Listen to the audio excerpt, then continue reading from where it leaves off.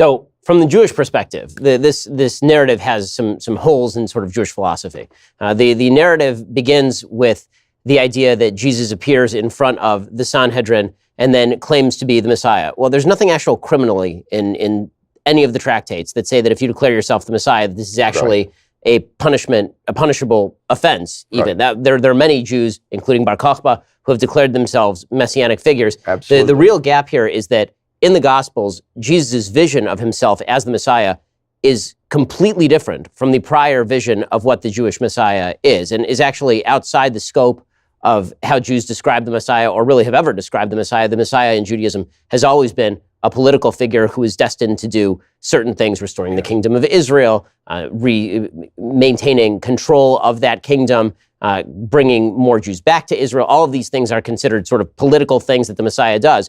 But the idea of the Messiah as embodiment of God is something that's foreign to Jewish religious philosophy, going all the way back to the beginning. So even the idea that the Sanhedrin would be questioning him in those terms and would get from that what he means is, I am God, which would be a much more punishable offense, presumably that would be actual blasphemy. It's an oddity. I think you're absolutely right in saying that Jesus' understanding of the Messiah was radically different from the prevailing cultural understanding of the Messiah among the chief priests and the common people. And he didn't meet their expectations. Indeed, that's what helped to get him crucified. Being the Messiah, you're right, in and of itself isn't a blasphemous claim.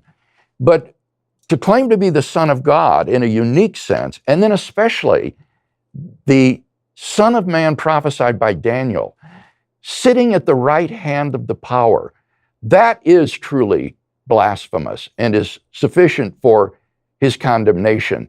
Now, the question, I think, that is raised by your interpretation, question, Ben, yes. your interpretation, Ben, is this. Why should we believe Jesus' reinterpretation of the Messiah rather than the one that the chief priests and the people held? And I think the answer to that is his resurrection from the dead.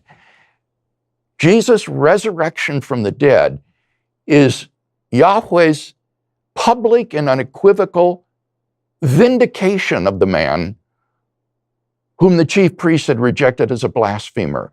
It is the divine demonstration that these allegedly blasphemous claims are in fact true, that he was who he claimed to be, and that therefore I follow Jesus in his conception of what it means to be the Messiah.